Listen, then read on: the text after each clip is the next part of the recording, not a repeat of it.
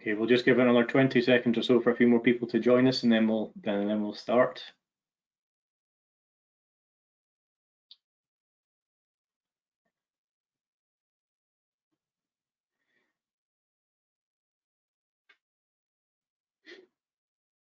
Okay, I'll begin now then. I think we've got a few numbers on there, which is good. And I will start. So good morning to you all, and on behalf of the Institute of Asset Management Southwest Branch Committee, I'll welcome you all to our event today, which will take a look inside the Institute of Asset Management as an organisation.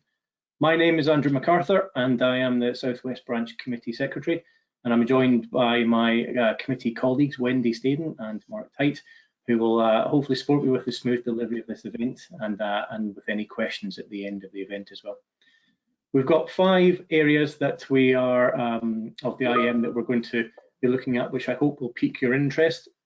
And we're lucky enough to be joined by representatives from each of those areas that will give us a little insight into what's going on. Before we do that, though, just a little housekeeping. The event will follow the order of the agenda, which after a quick branch update from me will look to include presentations from or about the IAM UK chapter, the NxtGen, patrons, the IAM Council, and the Knowledge Leadership Group as well. So in terms of the platform that we're using at the moment, both the chat and the question functions can be used today, but please only questions that are submitted through the question function will be used for the Q&A session at the end. So please post your questions as you think of them, and if you wouldn't mind preceding the question with the area that you're looking to ask the question about, i.e. NxtGen or the Council, that sort of thing. Any questions that we don't cover in this session, we will take away with us, we will answer and try and post to you as soon as possible after the meeting. A little update just from the Southwest Branch perspective. I guess like many of the branches, we've been fairly quiet over the last year or so during the pandemic. However, we have stayed well engaged as a committee, and we have been developing an exciting programme of events and some newsletters for the coming year ahead. What we're really looking forward to is reviving the in-person events, and we've got a number of things that are planned for the future. So in the autumn, we're looking to bring back a joint event with the Institute of Water and the Pipeline Industries Guild that we were due to hold last March, but for obvious reasons could not do that. So again, looking forward to that. In the meantime, and over this summer, we've got a series of virtual events as well that we're looking forward to delivering. So please keep an eye on any updates from our branch newsletter, from the IAM website, or from any member emails that you might receive. In recent times, we've also welcomed 2 new committee members to the Southwest. So I'd like to formally welcome Pierre Delamotte and Mark Tite to the committee. Their experience in defence and in highways adds further layers of expertise and knowledge that I'm sure you'll agree will not only help build the branch and asset management more generally across the Southwest, but will be a valuable addition to the members as well. Our committee is now made up of 8 people and offers a good deal of flexibility and allows us to share some of the task flows that seems to be increasing. I don't know about everybody else, but I've certainly been a lot busier in the last year as we've all been working remotely. So it's quite good to have a few extra numbers to help out with the tasks. The aim of our committee is obviously to ensure that you, our members, have a branch that you see is active and one that you will want to engage with as well. So we're always keen, on that note, we're always keen to hear from our members. And if you have any ideas for events, if you want to present a paper on an interesting asset management project or solution that you're working on, if you have something to add to our newsletter, or even if you want to be more active with the branch itself, please get in touch. We'd love to hear from you. Very quick update on IAM UK. And they've been running a series of bite-sized webinars, which you may have seen, where they have explored the 5 steps that individuals and organisations need to take on the journey to becoming increasingly professionalised in asset management. If you've missed any of these and it is something that you're interested in, then as I understand it, they are still on the website and can be revisited at any time, so please have a look.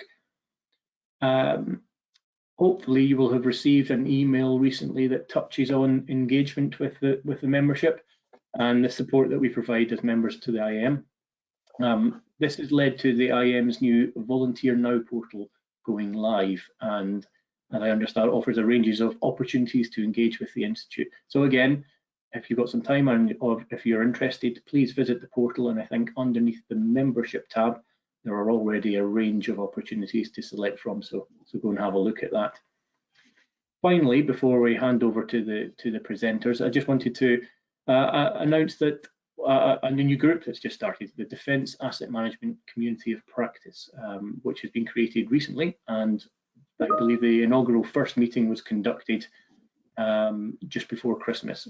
Under the auspices of Team Defence Information, the group will be a standing joint MOD, Defence Industry and Institute of Asset Management, which the Southwest branch will represent, community of practice. The initial session, as you might expect, focused on establishing the community, agreeing the terms of reference for how the group will develop and operate.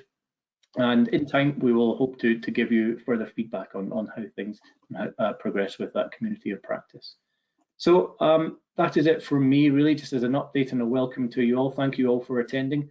I'll hand over shortly to the presenters, who, as I said, will give us a sneak peek into what the Institute of Asset Management is all about and some of the key areas of the organisation. Before we do, I'm very pleased to introduce our speakers today, who will provide you with a little bit of insight into those areas in which they are engaged.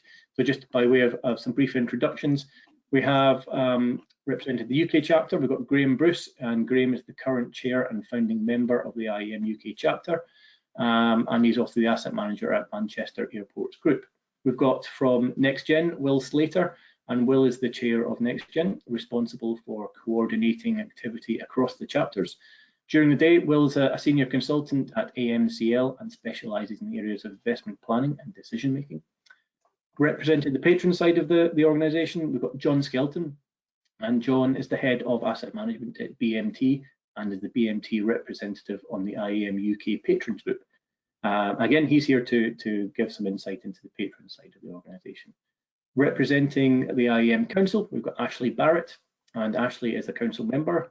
He has spent his entire career in asset management and is currently an associate partner at Ameliorate. He's been active in IAM committee activities for the last 10 years and currently is co-chair of the IAM Climate Emergency Programme. And last but not least, on the presentation front, we've got Mark Knight, who will be representing the Knowledge Leadership Group. And so Mark is a member of the US Chapter Executive Committee and is responsible for knowledge development. And as I said, he will be giving an overview of the Knowledge Leadership Group, which I'm looking forward to hearing all about. So without further ado, I'm going to hand over to Mark, who will put the presentations up, and I welcome Graham to speak, please. Hi, Graham, I've made you the presenter, okay?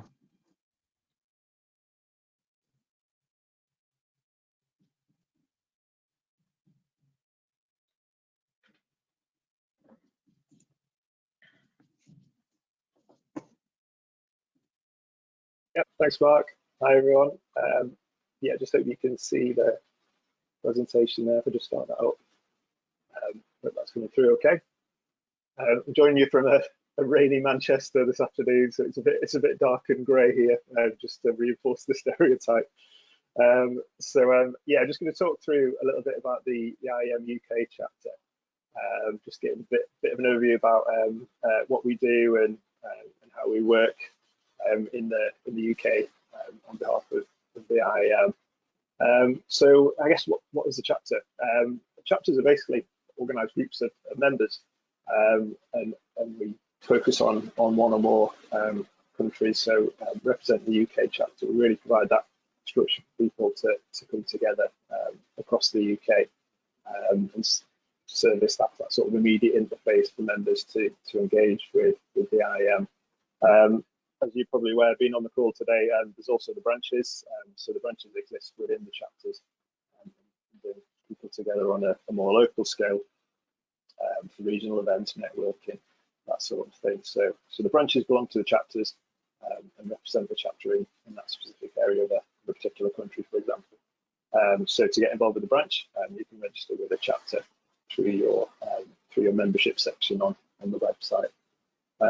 So yeah, chapters and branches together really provide that variety of opportunities really to meet industry leaders from other professionals in your area, help you really sort of focus on the aspects of asset management that are relevant to your own businesses and your own region, and really providing that platform to help people network, whether that's in the local area relating to the branches or across the UK relating to the IAM UK chapter. So a bit about the chapter, how it came about. So we've been established since 2015, really to support the development of the IAM in the UK. And our priorities are really, as I said, to help really promote and enable the generation of knowledge across the UK.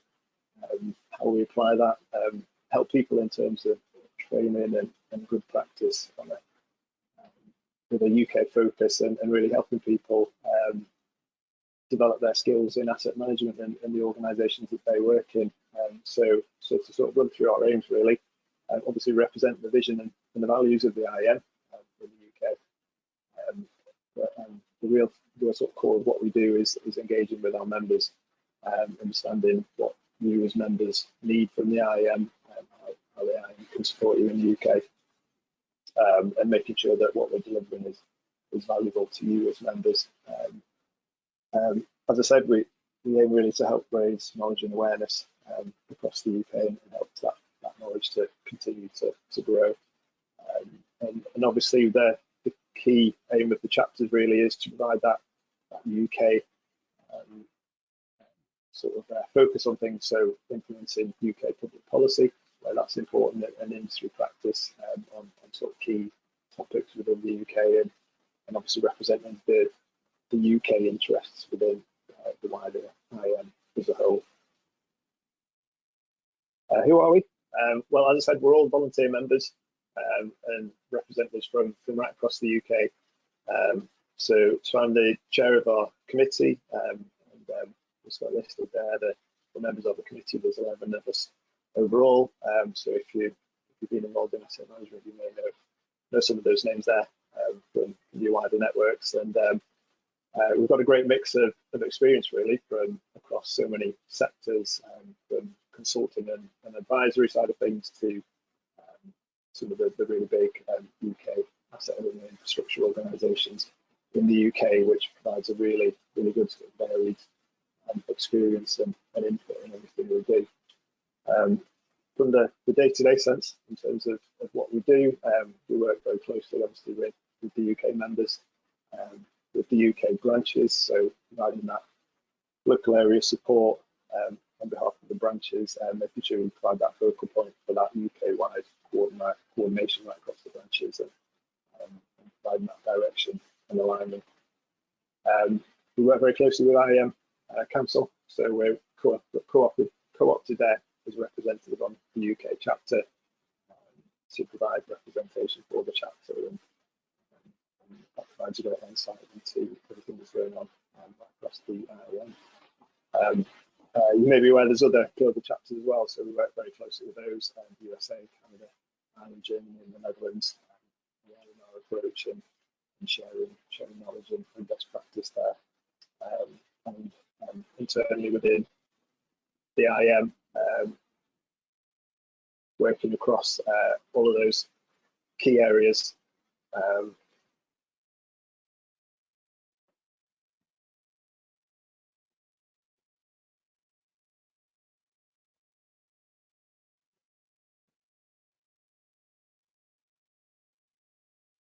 Sorry, I think I just lost the slide there. Just put it back. I hope you can see that okay. Working across all those key areas. Graham, sorry to interrupt, Graham. Can you bring your microphone to your mouth a little bit closer as well, please? Yeah, sure. Okay, thank you.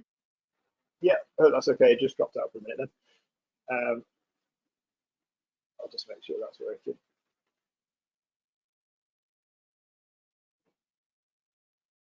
Yeah, there we go.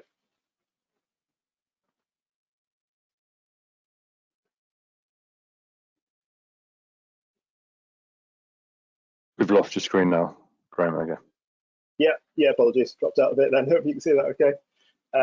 So yeah, as I was saying, working across the key IAM groups as well, with close links to Knowledge Leadership Group, NxtGen, some of the other working groups and hot topic areas, which I'm sure you'll hear about from the other speakers today.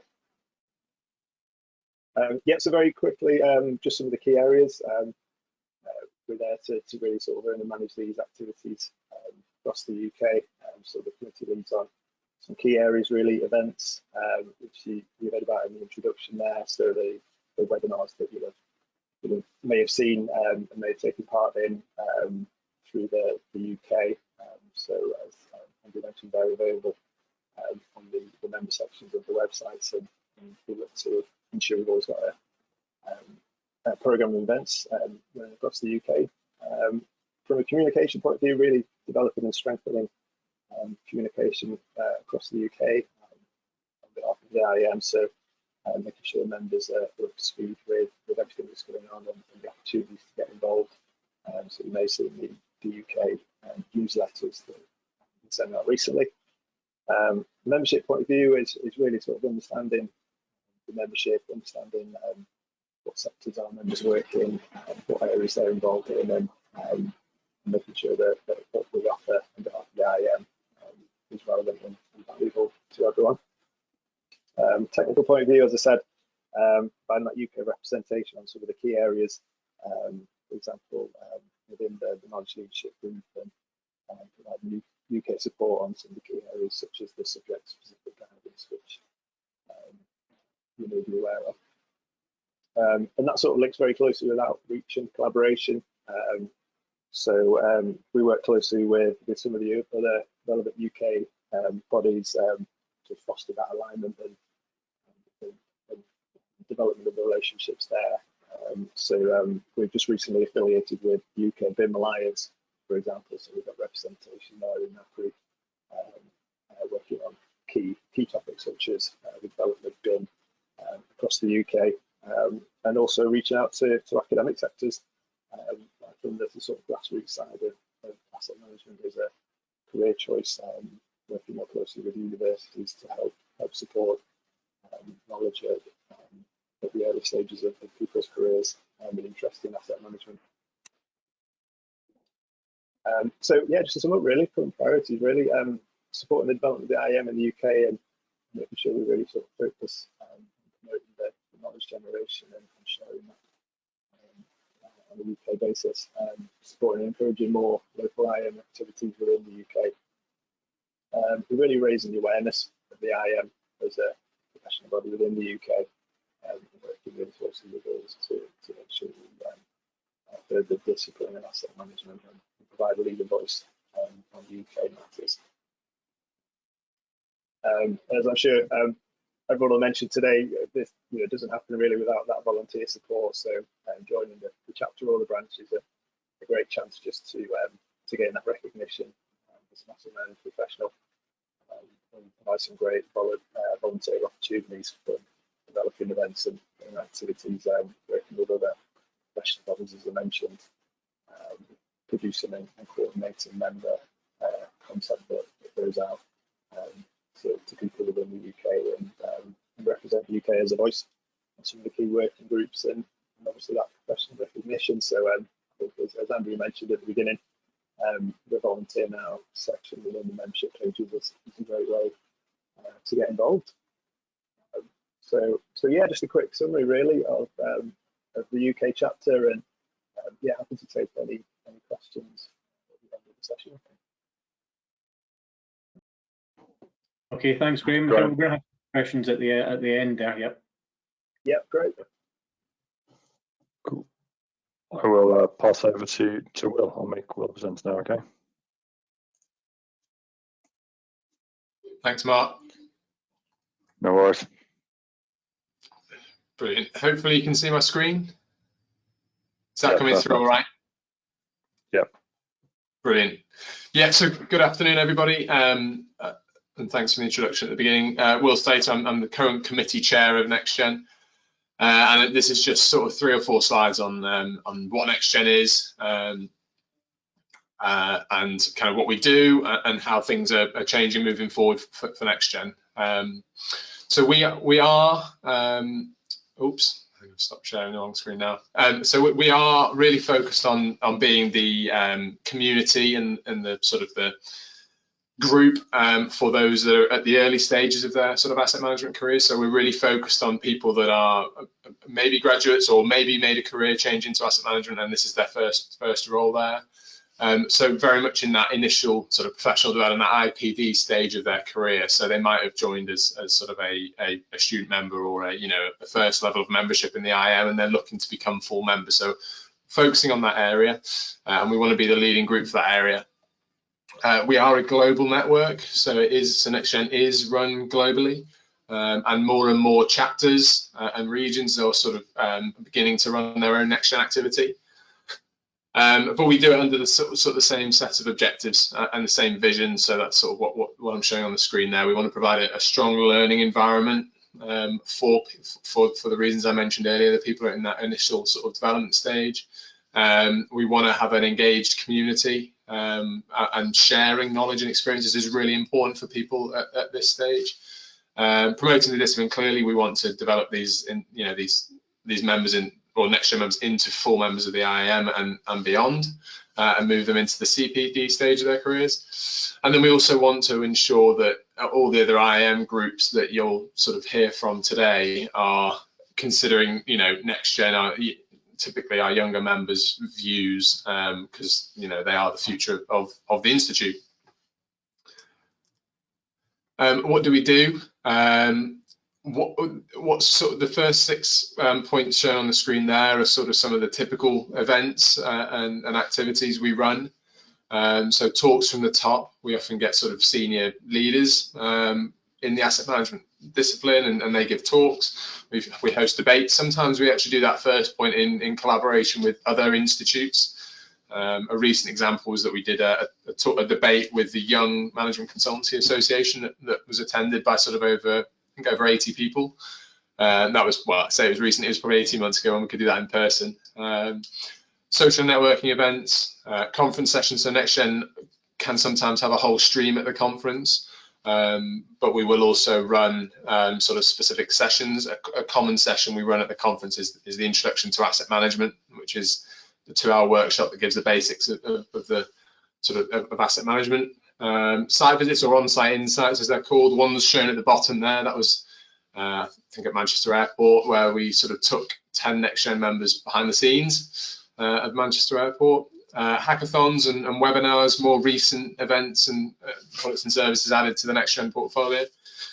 And then with the last year in the pandemic, we've looked at we've reviewed our products and services, and we're starting to change and adapt those. So we're going to be offering podcasts and moving talks from the top that were traditionally in person to sort of recorded interviews that our NxtGen members can access anytime. And then that's meant to say global at the bottom, global NxtGen events. So one thing we're really working towards is sharing of events across the various chapters. So we are aiming to significantly grow, and that's meant a number of things. Not least that we're just trying to share events globally and give access to our events to a much wider audience in the asset management community. And there are NxtGen's got a very strong benefits case. There are more events. There's a larger pool of knowledge for our members to learn from, and then hopefully a greater number of full members that join the professional body down the line. A couple more examples of some individual achievements in NxtGen. We often award at the conference every year, the NxtGen Award, and that's also combined with a pitch and poster session. So that's on a sort of a specific activity or project or outcome that a NxtGen member has delivered over the last year. They get an opportunity to sort of pitch that and share a poster at the conference most years. We have a plan. We have quite a defined set of tactics that the committee are working towards, and this sort of shows some of the greens that we've achieved in the last year. So we ran our first webinar. So that conference session, the Introduction to Asset Management I was talking about before, that's we've moved that digitally, and we now run that as a webinar. We're going to do that once a year. We're active in the diversity inclusion and will be in the other sort of climate emergency hot topic groups. And then we're aiming to do a whole range of different things to push NxtGen forward to the next level. So what's next? NxtGen's got quite a lot planned. As I say, we want to update the products and services to reflect the changes in the last year, but also just to make sure that they are consistent across the chapters. NxtGen's traditionally run some very great events that actually wider members of the IAM have really enjoyed attending. We want to focus those events back to our core purpose, which is for people at their initial professional development stage. Currently, NxtGen's run a little bit differently across the globe. So we have a Netherlands, we have a German, we have an emerging Irish chapter, and we have a UK chapter and a US chapter, and they're all run slightly differently. The first few that I mentioned are run at a chapter level. UK sort of got a separate committee. So we're just looking to refresh that and just so that we can share, really mainly so that we can just share a lot of the great events we run, and also ensure we're offering the right thing for members consistently.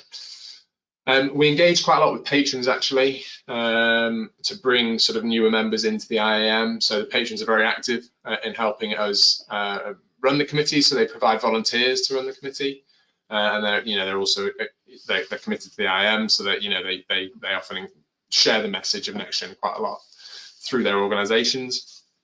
And then finally, we want to just sort of kind of continue putting on really good events. We, as you sort of saw from earlier slide, we have a real diverse set of events we run, and we have some plans for some sort of new and exciting events in different formats that are coming up. So I mentioned the podcasts and the moving talks from the top to an interview format. So I think that's it. That was a whistle stop whiz through NxtGen, and I'll hand back to Mark. Thank you. Thanks very much, appreciated. So I'll pass over to John, and John can go through the patrons section. Okay, let's see if I can get this working.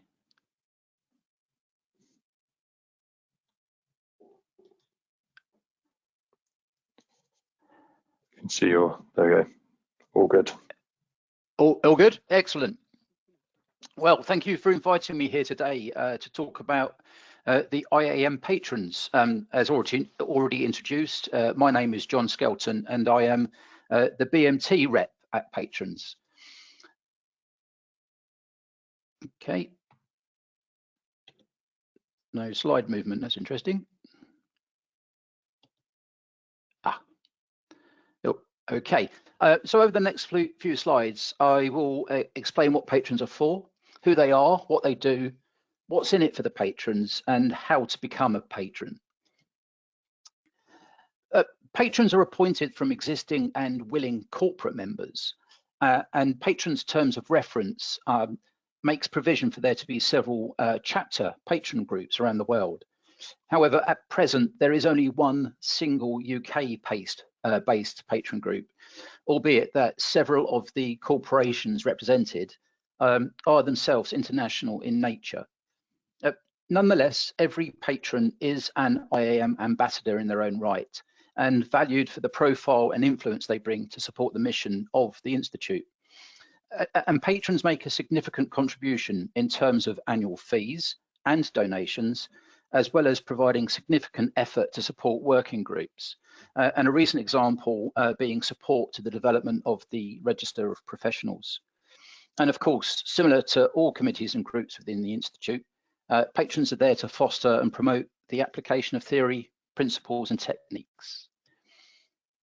And we are a large and growing group, currently representing the 32 organisations listed on this slide, with business modelling associates joining the group as recently as the 7th of May. Unsurprisingly, there has been a preponderance of representation from asset-intensive, asset-owning organisations within industries such as transport, energy and infrastructure. But over the past few years or so, the group has become more diverse, and you now see representation from consultancy companies such as Atkins, BMT and Jacobs and so on, as well as government agencies such as the Environment Agency. Holding 4 seats at council, patrons have an important and direct role in influencing IAM strategy and leadership.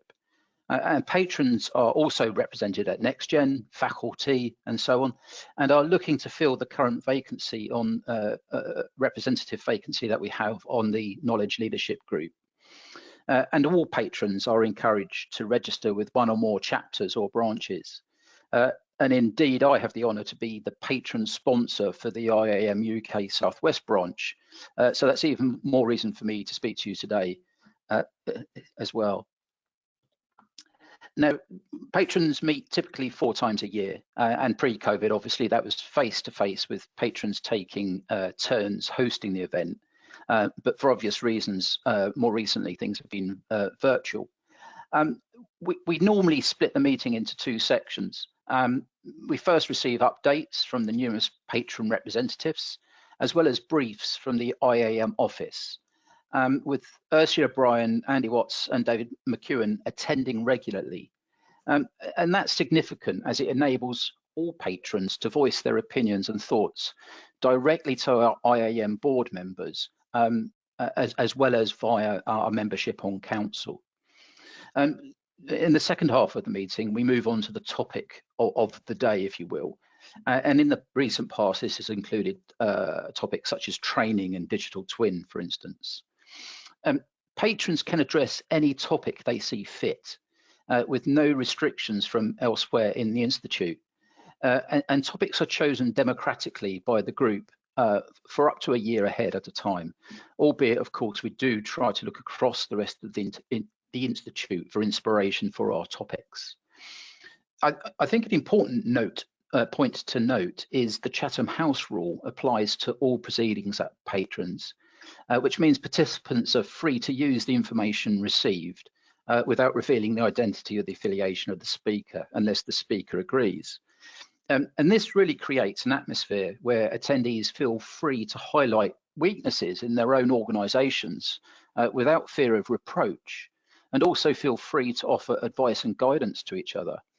And given the wide range of organisations at patrons, this advice is often best practice and cross-sector, so very, very useful. Now, while the Chatham House rule applies, the patrons group do generate outputs with the agreement of those participating. One particularly good example of the impact patrons have had on the body of knowledge was the generation of the big picture. Much of the content was generated by patrons at the time, and the cost of producing collateral, such as the video, was paid for by certain patrons over and above their annual fees. And patrons are currently considering a sort of follow-up to the big picture, which will hopefully be as impactful as the original work. And patrons have also participated at conference, the most recent example being a presentation on digital twins given by Tim Kersley and Nikki Walsh back in November 2019. Both the parent corporation and their representatives at patrons gain enormously from being involved.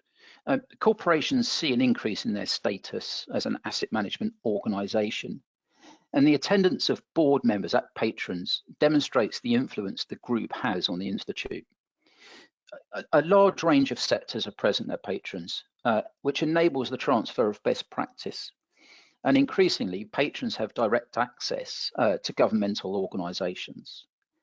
And patrons often have early access to new products or services. And a recent example was the invitation to patrons to put their staff forward for registration as professionals prior to this scheme opening to the general public. Looking at the individual, the most common factor that individuals comment on is the networking potential that patrons facilitates, which is linked closely to the opportunities for personal development by dint of immersion in such a diverse and varied group. To be considered an executive director of an organisation wishing to become a patron has to formally apply in writing, stating their reasons and objectives. However, prior to this, the Institute MD and or the President indeed will discuss the process and commitments confidentially with prospective patrons. All applications are processed by the IAM MD, considering factors such as, is the company willing and able to make a significant contribution to the Institute, as well as diversity. The Institute is interested in companies managing different types of assets with different relevant skills and perspectives, such as financial expertise, or those representing investors or shareholders, as well as trying to balance between various sectors. And furthermore, the views of existing patrons are also considered as part of the application process. Well, that's a few minutes run through. I hope you found that interesting, and I'll be ready to answer any questions at the end. Thank you. Thank you, John. Much appreciated. That's really, really insightful. I will pass over to Ashley now. So Ashley can go through. Sorry, Ashley can go through the council. You are our presenter, Ashley. Over to you.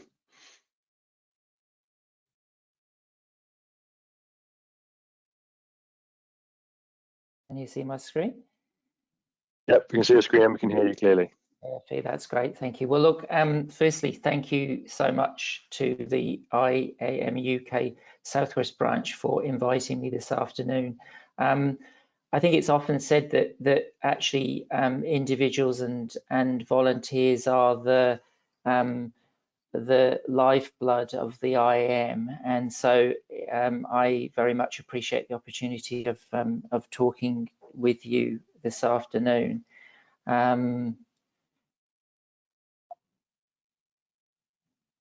Now, sorry, there we go. So what is council? Council is a group of people representing voting members. It ensures that members' interests are represented, and regarding the strategy, long-term policy, and essentially the future direction of the IAM. So we're very much focused on the period beyond the short term and trying to look forward to see what is happening in the ecosystem around the topic of asset management and trying to influence the IAM accordingly.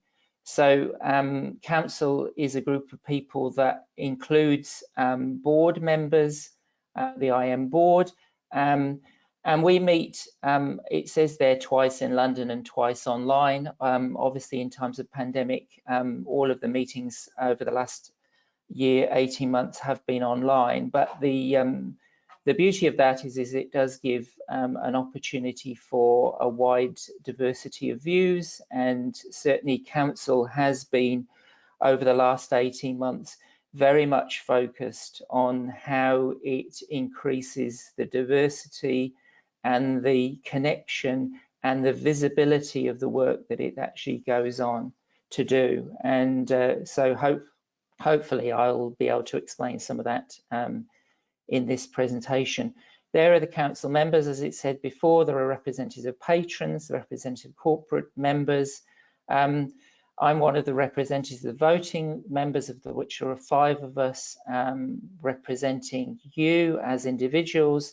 And as has been said before, there are representatives from each of the IAM country organisations.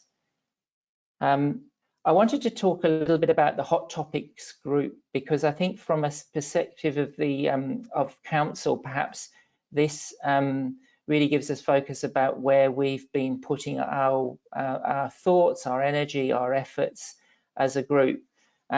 Very much focusing on, well, what could the future of asset management and the future of the IAM be, and focusing around the hot topics area.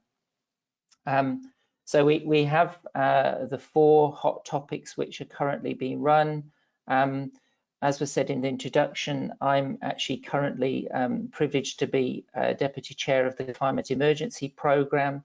We also have a digital hot topic, a maturity hot topic, and a resilience hot topic. And If you want to find more about each of those groups, the best thing to do is to go to the IAM website, but I'm going to actually just try to step through those now as a way of introducing those to you. So the Climate Emergency Group, we've been running for about 6 months now.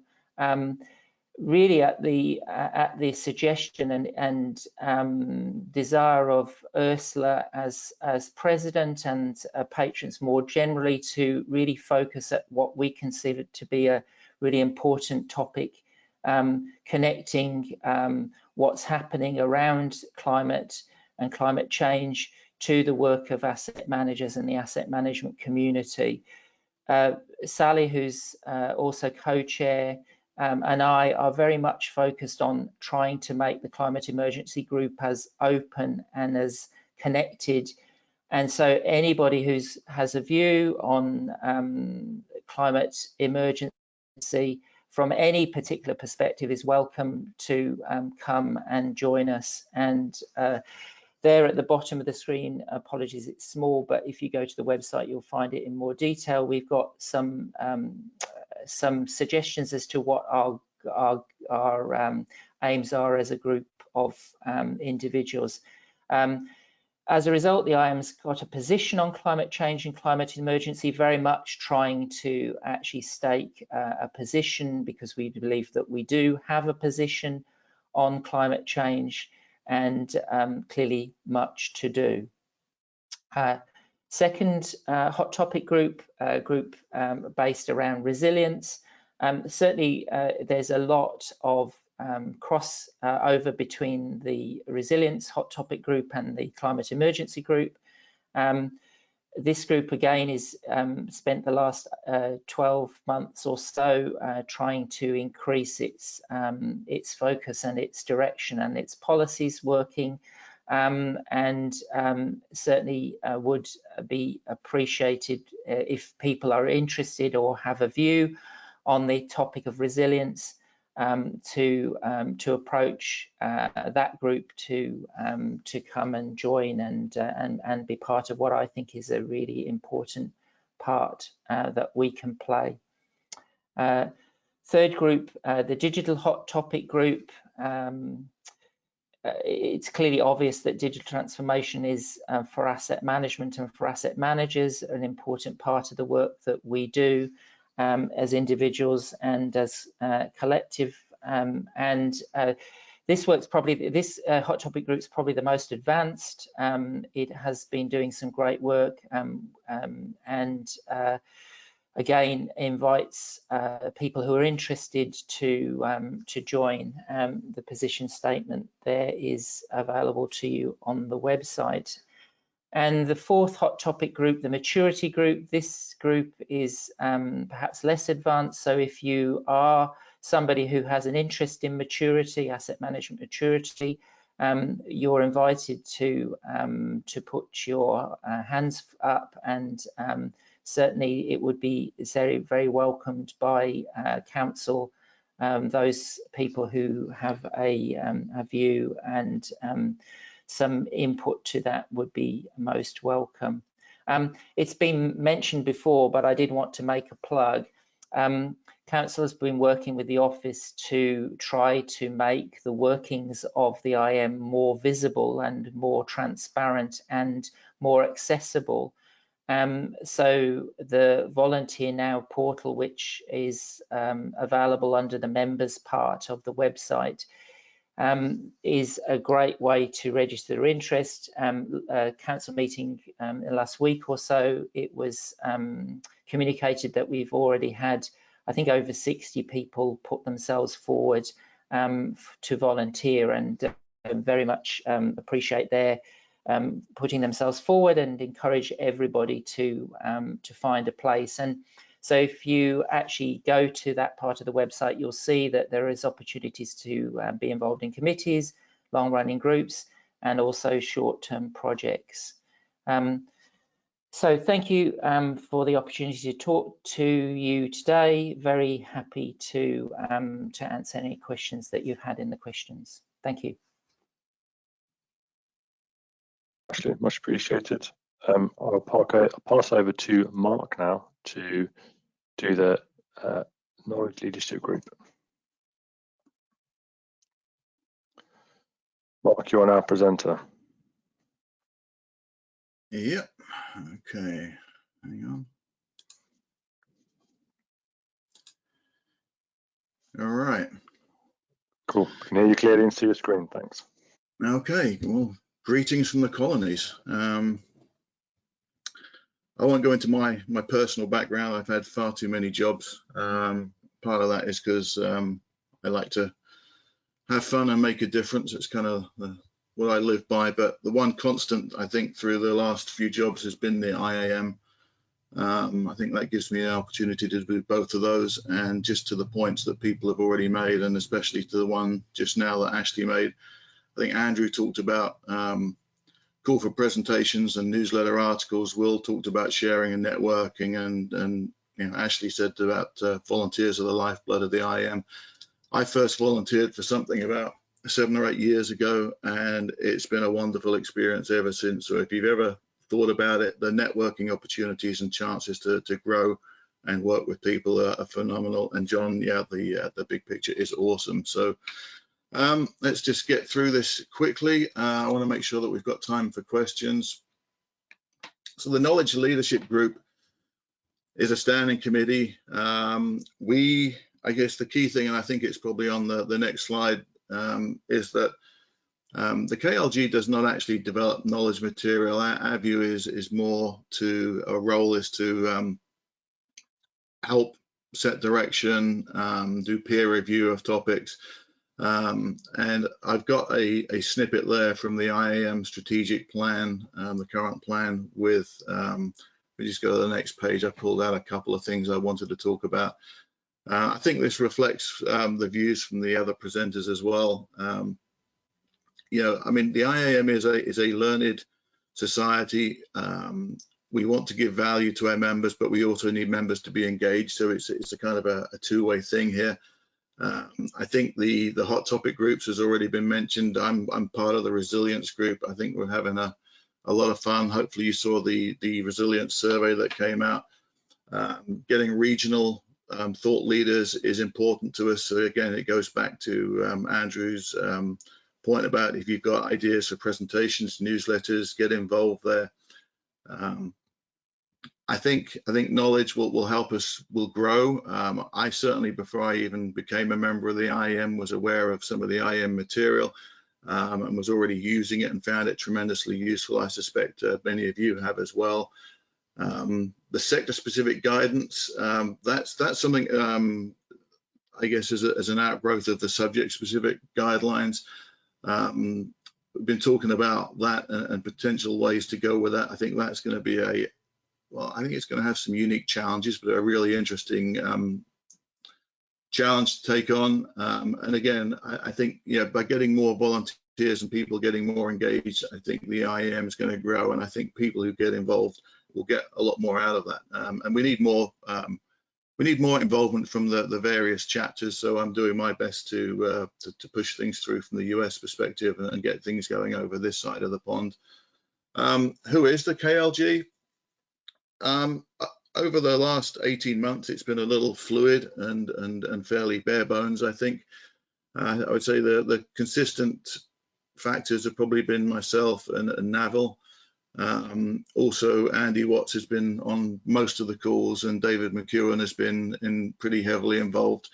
I think with the four of us, probably somebody decided we needed adult supervision, so we've finally gone back to the terms of reference, and we're growing a little bit again, which is great.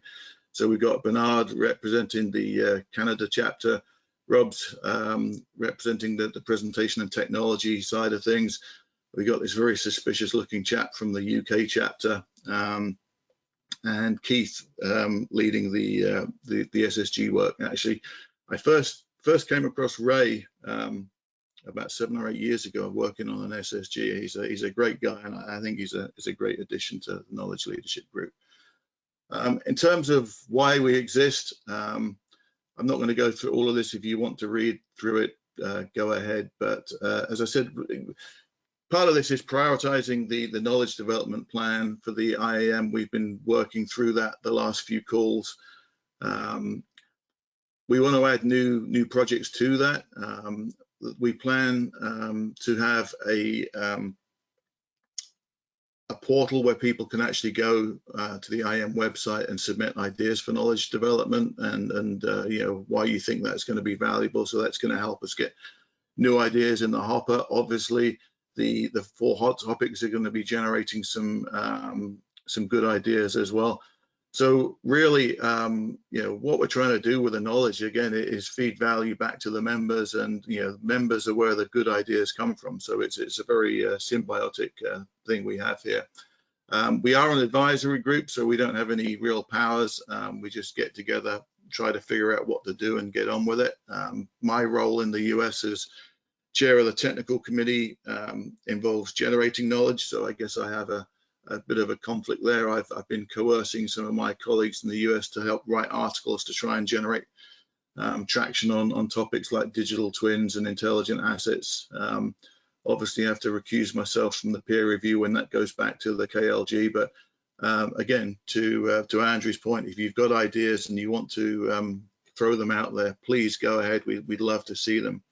In theory, we have a bunch of subgroups. I guess with the with COVID, we've been struggling to get. I guess everybody's been struggling with being overworked on the work front, and with IAM struggling to be able to give full support to everything. So right now, a lot of the subgroups are there on paper. We're kind of trying to get through as much as we can, but we have a framework and a place for them in our terms of reference. In terms of what we're doing today, the SSGs, I'm working on one of the SSGs. I suspect a few of you are as well.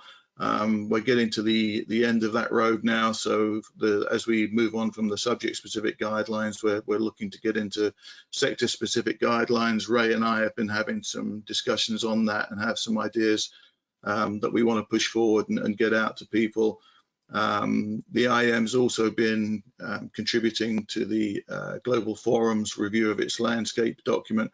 They're looking to do a review of that, and David McEwen, as one of our IAM representatives to the Global Forum, has taken our comments. We had about 25 people on regular weekly calls for a couple of months coming up with comments, and so the IAM's got our feedback to the Global Forum on that. The knowledge page will be going through an update with a bit of background of you know, the importance of knowledge to the IAM, how you can contribute ideas, and hopefully that will be going up soon with a portal to put your ideas in there with a knowledge request form. And hopefully we're going to have an interactive member discussion forum at some point. I'm not sure if I'm supposed to talk about that, but I think one of the high value things for me has been just meeting other members and being engaged since I've been a member. And I think a discussion forum internal to the IAM would give us all more opportunities to do that, and I think that will in turn people will find common threads, things they're interested in, and that will spur knowledge, more knowledge development ideas to come into the KLG. So with that, I will stop sharing my screen, and hopefully we can get to questions. Thank you very much, Mark. Much appreciated. Yes, thank you very much, Mark. And yeah, on behalf of the Southwest Branch and all our attendees today, thank you all to the presenters for some very informative presentations. Much appreciated. It's great to see what's going on in the IAM. It's good to see what's happening in the future. And I think there's some lots of exciting things to look forward to there. And again, just to reiterate that point that everybody's made, I think we need volunteers, we need people to help us in all of these things. So if you have an interest, either locally or more widely from the IAM UK, then please do get in touch. We've got just under 5 minutes left of our time, so just looking to go to some questions, I think, now. Mark, if we've got any there that you want. We've maybe only got one question, and that was based back on one of the first things talked by Andrew, which is around the MOD Asset Management Group. Do you know how people can get involved in that, by any chance? Well, actually, I think it was Mark that mentioned a suspicious character, Ray Galloway. So he's actually the chair of the Southwest Branch Committee, but unfortunately couldn't make it here today. He would probably be best placed to answer that question. It is a fairly new group, and what I'll do is, I'm afraid I can't give you a good answer to that.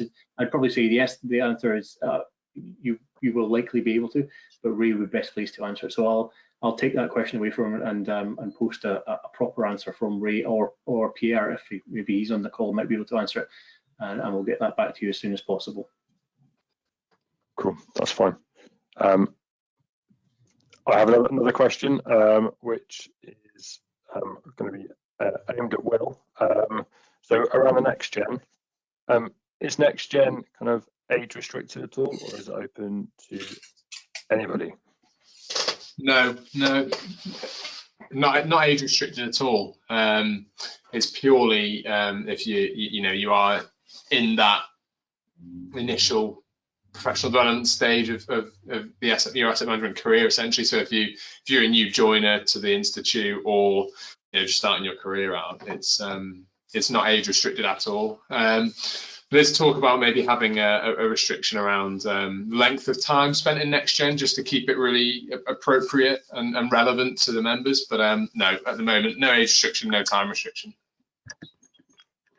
Cool, thank you all. A couple more questions coming in now. So yeah, can we provide the contact details for each group?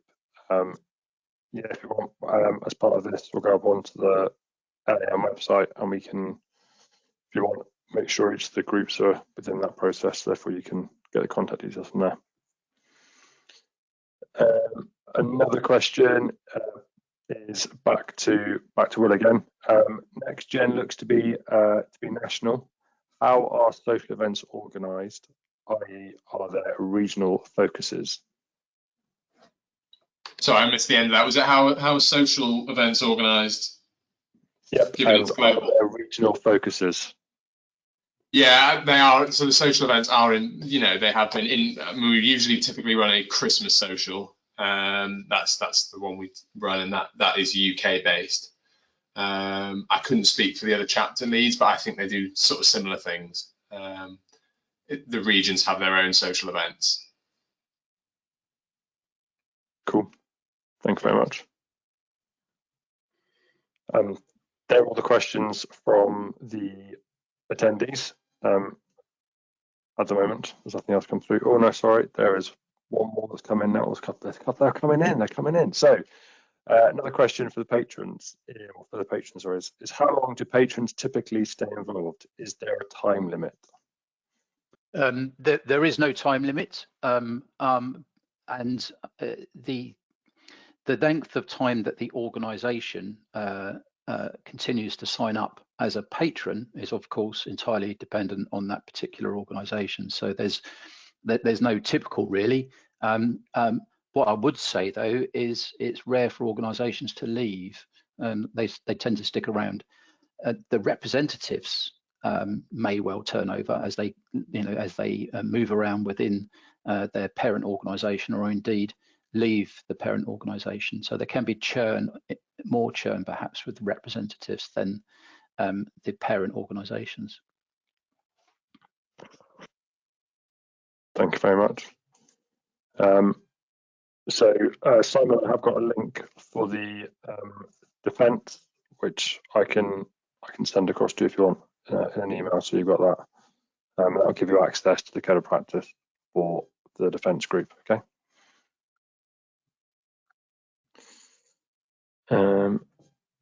And that is all the questions. No, there are no other ones, Andrew. Okay, I'll put my screen on so you can see me as well. Absolutely, my favourite. We are. Yeah, so that's all the questions going through. Okay. Excellent. Thank you very much, Mark. Thank you. We are bang on 1 o'clock now, so I will wind this up now. Again, just to reiterate and thank all the presenters very much for joining us today. It's much appreciated, and for all the attendees as well. Please do get in touch when you have a chance. Have a good afternoon, everyone, and we'll hopefully catch up with you all at some time soon in an event in the not too distant future. Thank you. Thank you very much. Thanks all. Bye. Bye.